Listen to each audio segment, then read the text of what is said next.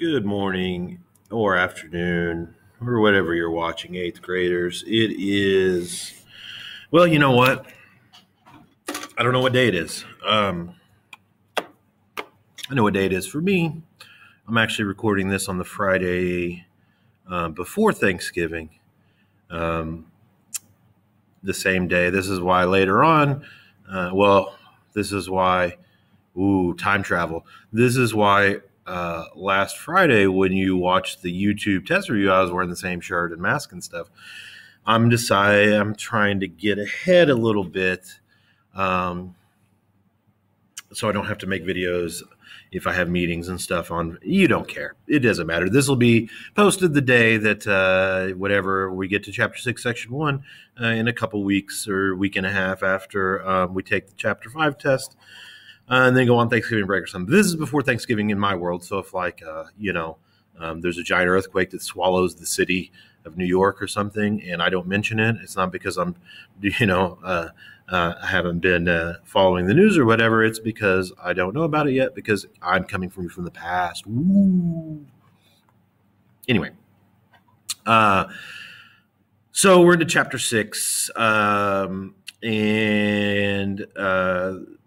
we talked about last chapter the idea that America is really switching over from an agrarian society, farming, in other words, agricultural, into an urban society. Urban means city. Urban is the opposite of rural, which is the hardest word, maybe in the English language for me to say. Railroad, rural, juror, double R words. But anyway, and so today we're talking about the new immigrants that are coming from different countries. Before the mid 1800s, most of the immigrants to the United States came from Western Europe, mostly. England, of course, they speak English. That's why we speak English, because we were colonized by England, but Spain and France and Italy and Ireland and countries like that. But now new immigrants are coming from different places. They're coming from Greece. They're coming from Russia.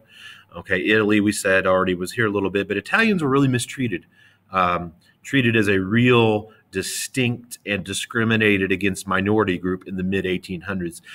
When I was researching for my senior thesis,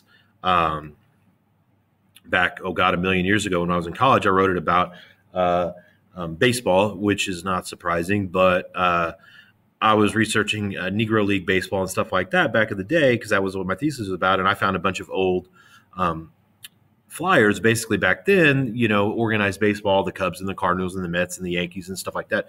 It wasn't as organized, and basically a lot of professional baseball players were only semi-pro baseball players, and in the summer or in the late fall they would have to go do the harvest, and so baseball teams would put out flyers like, we need a first baseman, which is wild to think, like if Anthony Rizzo had to go pick corn and they needed to, the Cubs would just put a Craigslist ad up or whatever for new first baseman, but a lot of them would specifically say no blacks and no Italians. So Italians really had a tough go when they started coming. Polish, of course. Christopher, Illinois, has a big Polish population, and Poles, people from Poland, are the butt of what we called Polak jokes. Polak's not a nice word to say when I was growing up, but the idea is that, just like blonde jokes, they're not based in any sort of reality, that they're not as smart as your average human, which again is basically an entire lie. There's not based on anything at all. And so, now we know it's not okay to tell those jokes or whatever, but those were very popular back in the day. And a lot of the reasons were when they were attacked by Hitler, they went out and tried to fight off Hitler's tanks on horseback, which again is a pretty dumb idea. But on the other hand, they didn't know they were about to be attacked by Hitler.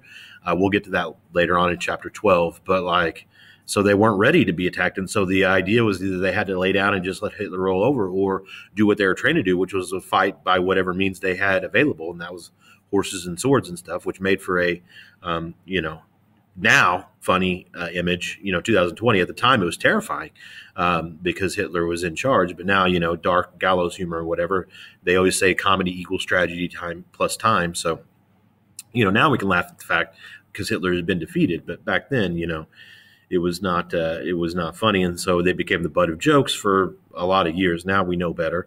That doesn't mean the jokes aren't told, but they shouldn't be told, just like any other off color jokes at the expense of one group of people.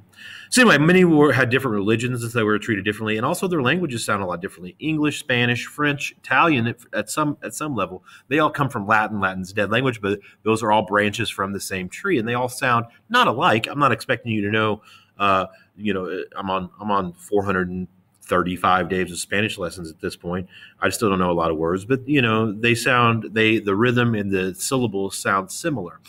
But a lot of these Eastern European languages are entirely different, and they sound a lot rougher from the throat when they're pronouncing words. And they sound, if you ever heard a Russian talk, even if they're not, it sounds like they're yelling at you. And so that's off-putting for a lot of people who didn't know better. And so they had different religions, they had different customs, they had different languages, and they had trouble blending into American culture.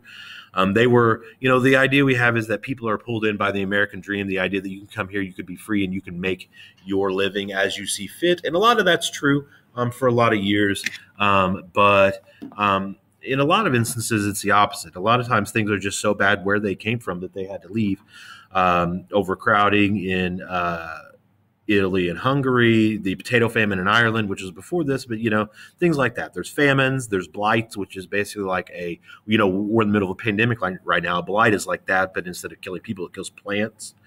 And if that plant is, like I said a minute ago, potatoes in Ireland, which is way before this, but like, a crop that you rely on, we got the old soybean calendar right up there, then it could really do a number on your economy and your population, including actual deaths. And so they saw the USA as a place where you can come here and you can make it we do this a lot even today. People look at John D. Rockefeller and Andrew Carnegie from the last chapter, and they're like, I can go there and I can get rich. And the reality is it's the same as trying to get rich by winning the lottery. Somebody always does, but it's one, and we've talked about this in class, you're literally more likely to be struck by lightning than you are to win the lottery.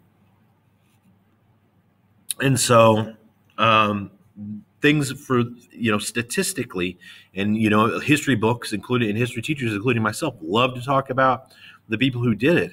But what we forget about is the 90+% of people who came and had a miserable experience and who had to work, as we talked about in the last chapter, over 12 hours a day, 6 days a week minimum to make $1 a day. And that is, if you're an immigrant, a lot of times you don't even get that $1 a day. Okay. And so a lot of, people lost their identities as families because they couldn't speak the language, and people could not spell and pronounce their names at the the reception centers for immigration. So they would just change it. Your name's Bob Smith now. And they're like, well, no, my name is Herschel Krostofsky or whatever, and they can't spell that. That's Krusty the Clown's name on The Simpsons, is where I came up with that, by the way. But anyway, most landed in New York City, and basically, you were packed in like sardines on these ships, and a lot of people had incredible illnesses or shipwrecks or anything else getting here. And then if you got here and you sneezed, they were like, no, you're going back. And so for a lot of these people, this mission had failed before you even got off the ground at all. And so, this was a very troubling experience for a lot of these people. And several didn't even get the chance to fail in America. They were turned away. Finding work, like I said, even starting back in chapter 5, was almost impossible. They were paid sometimes half of what your white American was paid at that time, just because there were no other options, and your options were literally take it or leave it. And you cannot feed your family off 50 cents a day, but you could come closer than you can on 0 cents a day. I talk about this all the time when I try to convince students to do their study guides, or to study for a test. There's a big difference between failing a test and getting a 56 and getting a 0. Zeros do not average well. 56s, if you study a little bit, you can come back from it. And then I've got some remote students. Obviously, if you're listening to this, it's probably not you, but they're not even doing these tests. And so taking those zeros are really, it's not good. So 7:30 a.m. to 9 p.m. No overtime pay. Overtime is generally considered to be time and a half. So if you make $5 an hour normally, you would make $7.50 an hour during your overtime hours. But that's relatively new. This did not exist back then. And so that is when before you consider the fact that they've got to do all the cooking, all the cleaning, make their own clothes, do all the laundry and all that stuff, as a actual, in my life now, I'm a parent, of course. I have two kids. My wife works more and stranger hours than I do, and I'm the primary caregiver for my children when I'm not at work, and it is literally a full-time job. And I am in a much better situation than a lot of these people were. And your parents, they can confirm, especially when you were younger. Raising a child, or especially multiple children, is literally a full-time job on top of, in a lot of instances, jobs you're already doing. And like I said, I have thousands of modern conveniences. I don't sew clothes together. I didn't sew this shirt. I bought this shirt. I can get McDonald's. I don't like to for my kids, but I can get McDonald's in a matter of seconds if I'm pressed for time or whatever. And so, my situation is incredibly more privileged than a lot of even people today, of course, but especially these people back then, which is what we're talking about. And so, but I still feel like, my kids are 8 and 6 now, but in a lot of instances, it still feels like a full-time second job a lot of times, and I love it. I love my kids more than anything else in the world, but it's hard work to have children. So. Be nice to your parents, I guess, is the lesson there. So some immigrants went one way and some went the other, and some tried to, straddle the line between assimilation, which is full throttle, jumping in feet first into the deep end to try to just become fully Americans. Others went hard the other way. They tried to keep entirely their cultures from their home country and their same religious ceremonies and speak their own languages. And some tried to do both. And like I said on the last slide, whenever you're talking about running your home life, that's even adding more onto that plate. And so it's hard. That's a hard situation. And so what you would generally end up with is, the parents coming over from Italy would speak Italian, but their kids would go to American schools and they would speak Italian and English. And then their kids would be raised in American schools too, and then they would have parents that speak English. And so within 2 or 3 generations, it would basically, they would, not necessarily even by choice, but become assimilated into American culture, speaking English and stuff like that. Many came from farm communities in their old countries, but that was not available.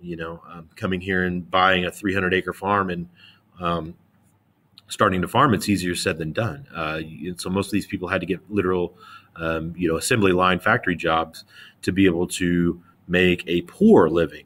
That's not even the American dream is that you can, work hard, you can make a decent living. And now, of course, we have minimum wage guarantees, which, of course, are in the news all the time, being argued about, that are supposed to guarantee us the ability that if you work 40 hours a week, you could have a roof over your head and walls around you and food and water and clothes and shelter. That's the idea behind them. And so, that's not always the case, but that's a political argument for another day. And of course, you also had nativist movements, which is, we see this a lot today. The idea that a lot of people throughout history have they want my family, and unless you're full-blooded Native Americans, each of us have come. Or if you're a person of color, that's a whole different category, because a lot of the descendants of people of color were forced to come here against their will. But Americans, whether it's English or Irish or the French or Spanish, have come over here early on. They want to be able to walk through that door, but then close it and lock it behind them, and that's not really a situation that makes a lot of sense. And unless you're Native Americans, your family have immigrated here at some point. And so the idea that I should be able to immigrate, but nobody, close that door and barricade it behind me, doesn't really make a lot of sense. So a nativist movement means, only people born in America, which again, if you are, if your parents were born in a different country, that you have no control over that. If your parents moved when you were 3, you have no control over that. And the idea that we should shut out other people that are trying to make the same way that our descendants did is not something that literally goes against what's printed on the Statue of Liberty. So this is going to cause a lot of problems. It still does today. People still blame immigrants for a lot of issues that are not necessarily related to immigration at all. Crime and stuff like that, or immigrants commit crimes at lower rates than native-born Americans, but people still want to make issues out of that. But that's not a new thing. This has been going on, and it's not just an American thing. This goes on in other countries. You could talk about Brexit right now. England's trying to leave the European Union. A lot of this stuff is based on the same attitudes that people have towards immigrants all over the world, and so it's not unnatural, but it's also not productive. So anyway, we started passing laws that prevented immigration, and we'll get into more of that as the chapter goes on. So that's it for today. Look around your room right now and post the name of an object that you see. Could be anything.